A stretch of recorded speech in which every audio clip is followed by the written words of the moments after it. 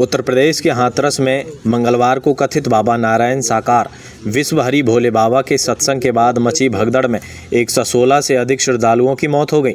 बड़ी संख्या में लोग घायल हुए हैं। इसमें अधिकतर हाथरस, एटा व कासगंज जिले के हैं। जान गंवाने वालों में ज़्यादातर महिला और बच्चे शामिल हैं। हादसे के बाद स्वयंभू बाबा भाग निकले। हादसे पर राष्ट्रपति द्रौपदी मुर्मू, प्रधानमंत्री नरेंद्र मोदी, राष्ट्र मंत्री राजनाथ, केंद्रीय मंत्री अमित शाह और उत्तर प्रदेश के मुख्यमंत्री योगी आदित्यनाथ सहित कई नेताओं ने संवेदना व्यक्त की।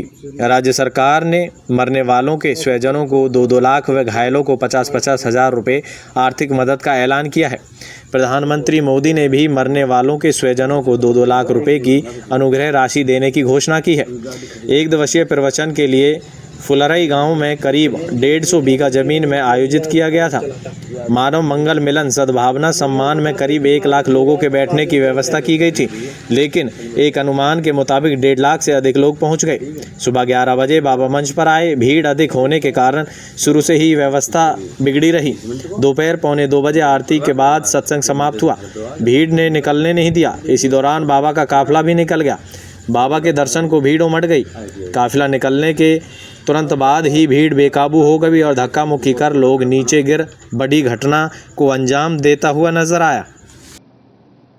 हाथरस जनपद के सिकंदराबाद तहसील के गांव में एक दुखद और दर्दनाक घटना अपराह्न में घटित हुई।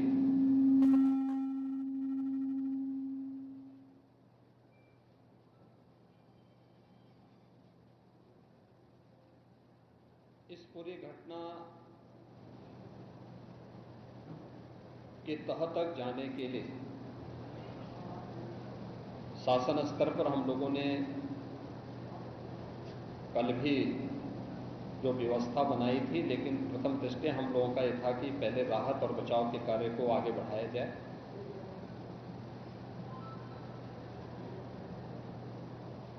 इस पूरी जो अभी हादसा है, इस हादसे में 121 श्रद्धालुओं की मृत्यु हुई, जो उत्तर प्रदेश के साथ साथ हरियाणा, राजस्थान और मध्य प्रदेश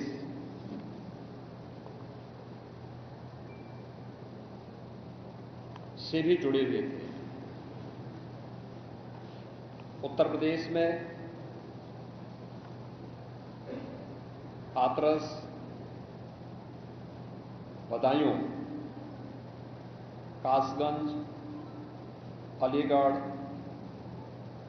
एटा, ललितपुर, शाहजहांपुर, आगरा, फिरोजाबाद, गौतम बुद्ध नगर, मथुरा, औरैया, बुलंदशहर, पीलीभीत, संभल और लखीमपुर खीरी, इन 16 जनपदों के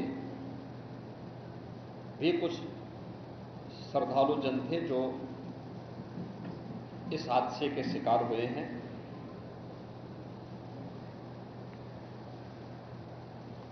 एक 121 में से 6 मृतक ऐसे थे जो अन्य राज्यों से थे,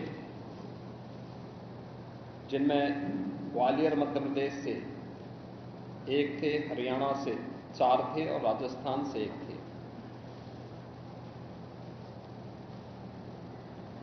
हाथरस के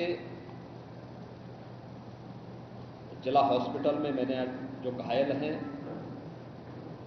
31 ऐसे घायल हैं जो हाथरस, अलीगढ़, एटा और आगरा के हॉस्पिटल में जिनका उपचार चल रहा है, और उसमें लगभग सभी आउट ऑफ डेंजर है।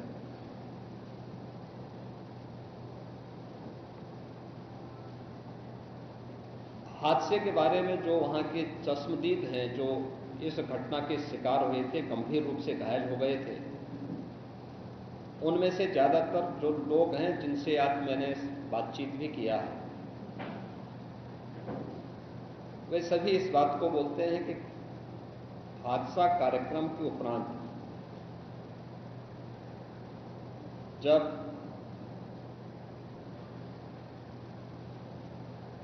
इस कार्यक्रम में जो सज्जन वहां पर अपना उपदेश देने के लिए आए थे, उनका कार्यक्रम या उनकी कथा संपन्न हुई तो कथावाचक के मंच से उतरने के बाद जीटी रोड में जैसे ही उनका काफिला आया था तो उन्हें छूने के लिए जब महिलाओं का एक दल उधर बढ़ा तो उनके पीछे पीछे भीड़ गई और इसी के बाद वे एक दूसरे के ऊपर चढ़ते गए। सेवादार भी लोगों को धक्का देते रहे, जिसके कारण दोनों ओर, जीटी रोड के दोनों ओर और जीटी रोड के अंदर भी ये सब हादसा वहां पर होता हुआ दिखाई दिया। इसका सबसे दुखद पहलू यह था कि इस प्रकार के आयोजन में जो सेवादार प्रशासन को अंदर घुसने नहीं देते, दुर्घटना होने के तत्काल बाद या दुर्घटना के दौरान प्रारंभिक रूप में इन्होंने पहले वहां पर इस मामले को दबाने का प्रयास किया, लेकिन जब उन्हें प्रशासन ने हॉस्पिटल ले जाने की कार्रवाई प्रारंभ की तो इनमें ज्यादातर सेवादार वहां से भाग गए। इस पूरी घटनाक्रम के लिए हम लोगों ने एडीजी आगरा की अध्यक्षता में एक एसआईटी गठित की है, जिसने अपनी प्रारंभिक रिपोर्ट दी है और इस घटना की तह में जाने के लिए उनसे कहा गया है। बहुत सारे ऐसे पहलू हैं जिन पर जांच होनी बहुत आवश्यक है। अब तक प्रथम दृष्टया जो थी हमारी कार्रवाई ये थी कि राहत और बचाव के कार्य को आगे बढ़ाने के बाद आयोजकों को पूछताछ के लिए बुलाना, घटना के बारे में, हादसे के कारणों के बारे में उनसे भी पूछताछ करना और फिर घटना की लापरवाही और जिम्मेदारों की जवाबदेही भी इसके लिए तय करना, जिसके लिए पहले से ही एफआईआर यहां पे दर्ज हो चुकी है। इसके लिए कार्रवाई आगे बढ़ रही है। हम लोग इस बात को किसी भी प्रकार से डिनाई नहीं कर सकते कि इस प्रकार की घटना केवल एक हादसा नहीं होता है। अगर हादसा भी है तो उसके पीछे कौन जिम्मेदार है, और अगर वह घटना घटित हुई है तो इसके पीछे हादसा नहीं तो साजिश किसकी है, कौन इसके पीछे है। इन सभी पहलुओं को लेकर के राज्य सरकार ने तय किया है कि हम इसका एक जुडिशियल इंक्वायरी भी करवाएंगे और जुडिशियल इंक्वायरी हाईकोर्ट के एक रिटायर्ड जज की अध्यक्षता में होगी, जिसमें प्रशासन और पुलिस के भी रिटायर्ड सीनियर अधिकारियों को रख करके इस पूरी घटना की तह में जाकर के जो भी इसके लिए दोषी होगा उन्हें इसकी सजा देना और इस प्रकार की घटना की पुनरावृत्ति न हो, इनके बारे में एक सुझाव और एक एसओपी उनके माध्यम से बनाई जा सके, जिसे आगे इस प्रकार के किसी भी बड़े आयोजन में लागू किया जा सके। यह हम लोग सुनिश्चित करेंगे। और मैंने यहां पर भी हाथरस में भी और सिकंदराराव के घटनास्थल का मैंने दौरा किया, यद्यपि वहां काफी बारिश थी और वहाँ जाकर के मैंने एक बार उसको देखने का प्रयास किया है। यद्यपि प्रशासन ने पहले से इसके मैप भी बना के तैयार किए थे, वो भेजे भी थे, लेकिन हादसे के कारणों की प्रारंभिक व्यवस्था देखी जा सके इसको देखने के लिए वहाँ पर मैं स्वयं गया था। और हमारे 3 मंत्री यहाँ पर कल से ही कैंप कर रहे थे। मुख्य सचिव और पुलिस महानिदेशक भी यहाँ पर कल से ही कैंप कर रहे हैं।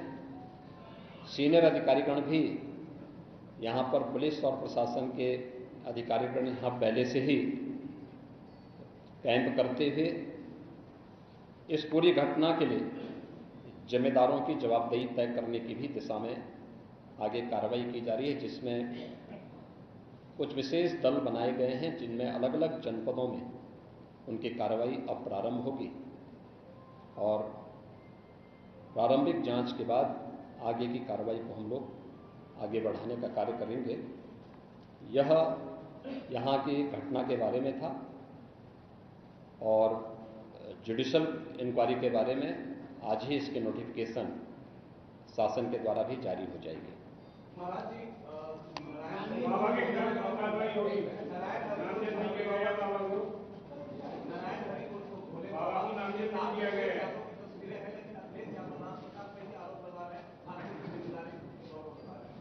देखिए, कुछ लोगों की एक प्रवृत्ति होती है कि इस प्रकार के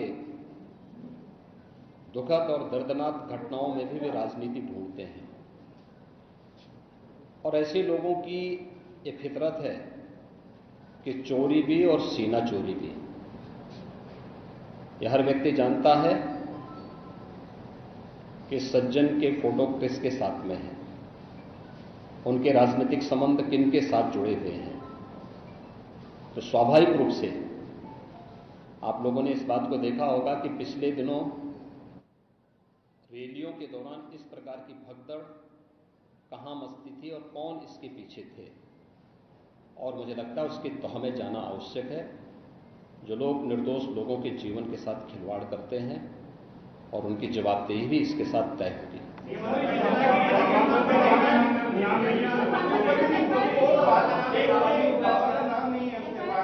दूसरी चीज आपने कहा कि ऐसे आयोजनों में प्रशासन को घुसने की इजाजत नहीं होती है, तो ऐसा क्यों होता है कि क्या भविष्य में ऐसी चीजें ना हो? देखिए, प्रशासन प्रथम दृष्टया ये मान के चलता है कि धार्मिक आयोजन है, उनके सेवादार इस प्रकार के आयोजनों की जिम्मेदारी अंदर से स्वयं निभाएंगे। और बड़े बड़े आयोजन होते हैं, ऐसा नहीं कि ना होते हो। सावधानीवश वहां पर फोर्स प्रशासन तैनात करता है, लेकिन आउटर रिंग में उनकी फोर्स होती है। अंदर अगर आप देखेंगे तो उनके स्वयंसेवक के सेवादार ही इस पूरे व्यवस्था का संचालन करते हैं, उनकी देखभाल करते हैं। और जहां पे भीड़ अनुशासित होती है, धार्मिक और आध्यात्मिक श्रद्धा भाव के साथ लोग जहां आते हैं वहां पर भीड़ अनुशासित ही रहती है।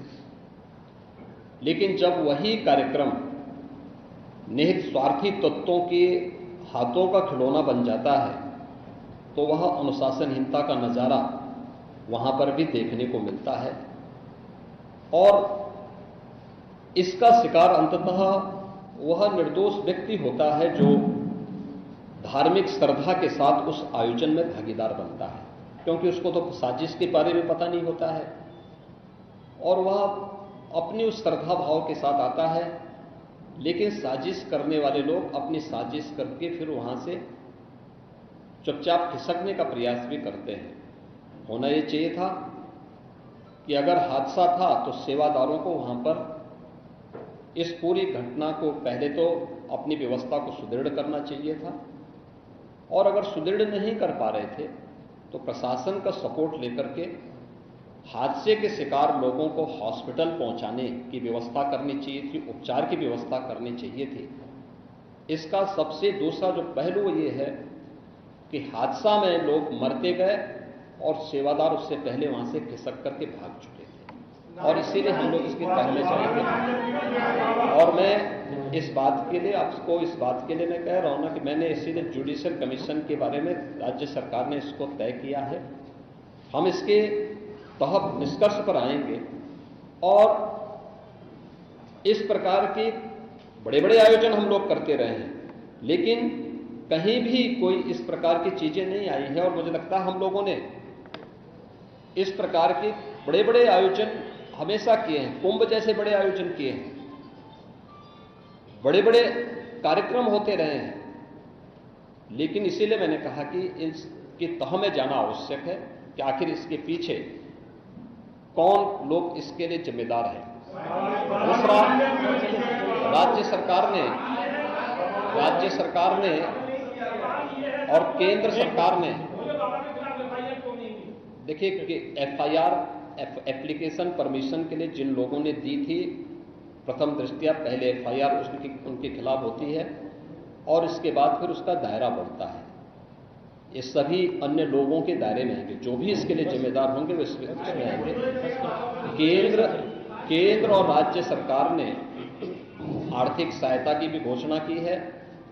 जो निर्दोष लोग इस पूरे हादसे के शिकार हुए हैं, उनके जो नाबालिग बच्चे हैं, जो स्कूल में पढ़ने वाले बच्चे हैं, उनको हम उत्तर प्रदेश मुख्यमंत्री बाल सेवा योजना के अंतर्गत उन बच्चों की पढ़ाई की व्यवस्था हम लोग राज्य सरकार से करवाएंगे। उन्हें जिस भी स्कूल में पढ़ रहे होंगे, जिन भी संस्थाओं में पढ़ रहे होंगे, या उनके स्कॉलरशिप आदि की व्यवस्था के लिए भी राज्य सरकार ने तय किया है। और प्रत्येक मृतक के परिवारजन को भी केंद्र और राज्य सरकार मिलकर के 4 लाख रुपए की सहायता और गंभीर रूप से घायल व्यक्ति को 1 लाख रुपए की सहायता दे रही है। धन्यवाद।